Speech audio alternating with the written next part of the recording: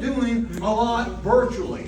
And it's so frustrating when you've got this good information we have here today, we want to go out and share it with other people. We got to share it with the people in our district. We got to share it with every club. We got to share this information somehow. You can talk to people right here, and it's a different element when you're in the room, and you get a better result. But a lot of us are still going to use webinars. We're still going to use Zoom meetings. We're going to have to use and leverage that different way of communication. And the cool thing is that different way of communication actually has some advantages. The first one is convenience. It's convenient because if I'm in the office and I got to get some billable hours in, I can take my 30 minutes for this meeting, and hopefully it's just 30 minutes, turn it on, not have to transport myself clear across town, not have to find any traffic, or even get to the parking garage for some of y'all. It's so much more convenient. Convenience is a big advantage. I can do more meetings. I can be quicker. I can be more effective. If the dadgum person knew what they're going to talk about before we got started. But yes, convenience is major. Number two, you can see more people. You can see more people in a day than I could do normally if I'm going face to face and seeing people. I can't get to all my clubs in the district in one day driving coast to coast. Well, anyway, my district's real small. But all of us have that. We couldn't see all the clubs. But you can get them all together for the meeting real fast, and I don't have people in the south part of the district complaining because we always meet in the north part of the district. So yes. What else? Low cost. Yeah, low cost. Less expensive. That's a convenience factor on one side, but it's also a convenience factor on the other side. Yet, do the meetings cost less? It depends. Sometimes when you go into a major production, it may cost more. There is a technology cost if you want to do it right. Technology cost if you want to get rid of some of these technical issues. So there may be some costs that people are just not doing because they're trying to do it cheap and do it on the iPhone. We're doing a meeting right now, and it should have been a little bit more. But as far as for participants, costs are definitely lower. What else? It's more environmentally friendly. Oh. Loving on our new area of focus, the environment. Anytime we can lessen our carbon footprint, a lot of Rotarians are getting happy about that lately. So I think that's a positive. Yes. Go ahead. I don't know if you call it shelf life, but a lot of them can be recorded, and I couldn't make the webinar, but I can get the recording, I can go, and then an advantage of that is I can fast forward through parts of it I don't really. Yes! Yes! Yes! It's repeatable, it's relivable. The poor people who left early today don't get us right now. They missed out on all this. But if this had been a virtual seminar, they would have been able to get this in person. How nice would that have been for them? I'm sorry they missed it. So yes, you can share it later with the same degree of excellence as the first time. Or lack of excellence if you didn't do so well. But you can share it out. And that's a positive. Because it's not just more people during the presentation, it's more people after the presentation. It can live a long time and be useful for a long time. A definite advantage. What else? The technical presentation can be more excellent. Yes. Multimedia is more effective when we're doing this type of presentation. If you did some of the pre-recordings, they pop on screen in a big way. You can see it face to face. Some things work better in this type of environment. When a speaker is telling a story, you're seeing their face. When they're telling a dramatic story, they get the tears, you see the tears. When they're up on the podium, we don't get to see that same connection. It's a different type of connection. So that's possible to have better connection, but also add the multimedia format to it. Bring in something that was pre-recorded, the bigger commercials that you just don't do in a meeting like this often. So that is definitely an advantage. And then finally, one of the things you said about we reach more people, we can also have speakers come from afar.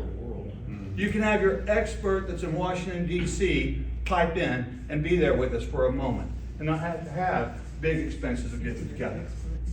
So virtual meetings are different. They've got their pluses and they got their minuses. And we started this with a flip chart because the presentation here on our agenda, in-person versus in-line, timeline, do's and don'ts, and post-webinar. I think that y'all will agree that a seminar is not the same as a webinar. Everybody agree with that already? We don't have to go through that. There are pluses and minuses of each of those things. I had a blessed experience in the early months of COVID, when our interactors did not want to give up their Interact Summit. They absolutely still wanted to get together even if they couldn't do it in person. And within our district, most of our Rotarians said, you can't do that. It's too big. Can't do a live presentation in person. And the committee of 3 high school students put together a presentation that had over 200 participants who were then broken out into groups of 8 people per group, with a Rotarian over each group, where we had a program that used to last a lot of hours be condensed to about 2 hours. And about an hour, I don't know the exact numbers, but it was about an hour of material, an hour of breakouts. The material was about 30 minutes pre-recorded and 30 minutes of live. And it sure went well. And what I'm going to offer all y'all is, if you would like to do this type of format in a webinar for your district, I'll show you how to do it, and we'll actually record it and get it done for you live. Will be the pre-recording and then the live, if you want to teach anything that has to do with foundation to anyone within your district. We have been blessed with some very talented people. This screen down here is Real News PR. Has anybody heard of Real News PR? They've opened up in Austin now. They're in Houston, they're in Dallas.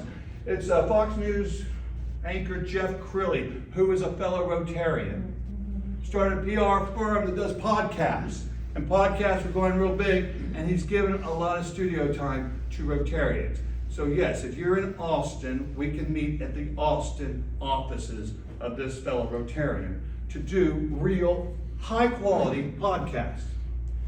Now, making it interactive. We talked about how you can do some of the things, how to add polls, do breakouts, have quizzes, get the participants to be engaged, keep their cameras on. How do you do that? Well, there are some good ways of doing it, and these are our do's and don'ts. One of the fun things to do is to require them to stay engaged to get the prizes. And yes, I like giving out prizes. Who doesn't love when a guy comes in with candy in one of these pet sessions? Or with the, what are they called? The coins, the 4-way test coins or whatever. Don't you do it with all the ones you do? You give out bling and goodies. When you do the same thing online. It works. But people seem not to do that online. But it works. And you say be on the bling to get the drawing that we're going to do every 15 minutes. Your face has to be on the screen live. 3 years ago, we got off this thing. My name is Bill Dendy, past district governor for Rotary of North Texas, and we are just off a most wonderful event called our Interact Leadership Summit. Our Leadership Summit was done virtually this year because of COVID-19.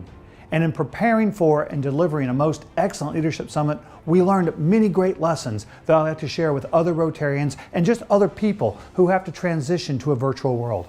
It would be a mistake to treat a virtual meeting the same way as an in-person meeting. A Zoom meeting must happen faster, and it must take less time in general. The media must be faster, which means for most of us, we have to pre-record, cut out the ahs and the ums, make it exciting, and put a little more background and some multimedia with the presentation. It also needs to be shorter. Certain things that are like magic when in person don't work well at all when done virtually. These things include singing. When you stand up and ask people to sing a kumbaya, if we cannot sing together, it does not work virtually. Recitations don't work as well virtually. If we recite the 4-way test or the Pledge of Allegiance and we have the delays virtually, it's a drag on the virtual experience. When you ask people to stand who are watching things virtually and they have things lined up on their face and then you ask them to stand, what are they looking at? But a virtual environment gives us some special advantages. And those special advantages include eye contact with the speaker. That makes personal stories more powerful in the virtual setting than they can be with a speaker on a stage. Presentations and videos virtually look better because the whole screen is now the video.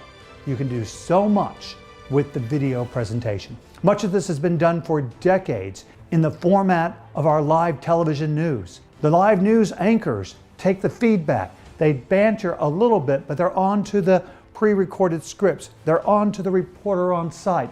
They transition pretty quickly. And news that used to run an hour is now 30 minutes. We need to do the same thing as we seek to maximize the benefit to our attendees in virtual sessions. I know that many people are just learning the rules of engagement for virtual meetings. And part of those rules of engagement is you want to be able to be live and present with your audience. Breakout sessions do work, but keep them smaller. Have breakout leaders. Go to the breakout session and come back. Allow the breakout sessions the time to communicate, but keep the breakout sessions small enough to where everybody is engaged and participating. Insist that your participants have their cameras turned on so that you can interact, and give them a reason to stay engaged, such as prizes or awards that are provided throughout the meeting to those who are participating. Highlight or feature your participants in the background by using our virtual backgrounds.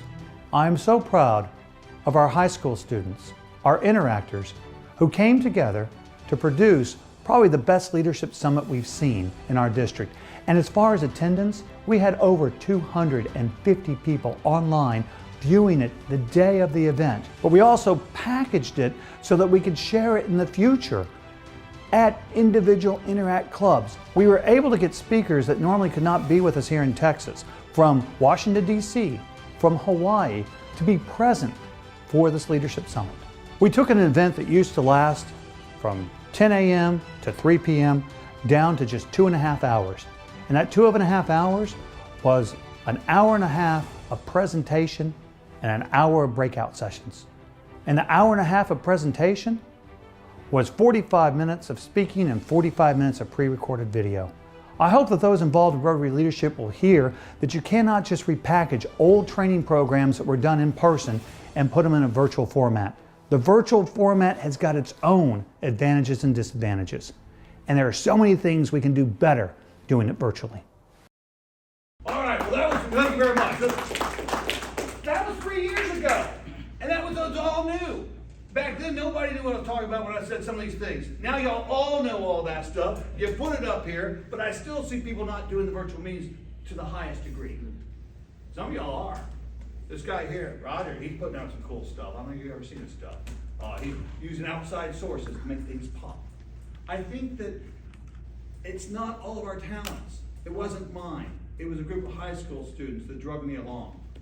I love what we do as Rotarians. I love sharing what we do. I like y'all do. We're on to the left. Rhonda said there's better places to be. I don't think there is better places to be. I want to be with y'all. I like to share things with you, and I can do more of it. We do it virtually. So the offer is out there. If you want to do it, contact me. We've got the resources to do it. Usually at a time like this, people say, yeah, that sounds great. And they all want to do it. I get a lot of cards. Nobody follows up. When I say, can I do it for you over the next month? Nobody calls. And then later they say, I wish we'd done that.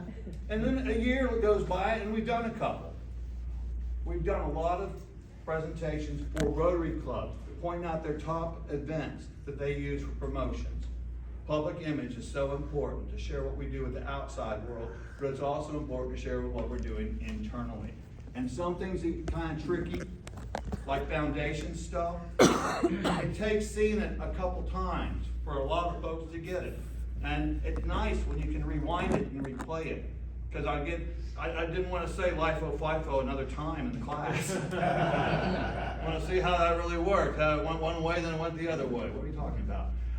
And so I think we've got a great tool here, and I just wanted to share it. We got it. We got resources to use it. All you within your district's got people who do this, if it's just not your thing. And if you got the resources, use them. If you don't have them, I'm available to be a resource to you. That's all I got. Thank you very much.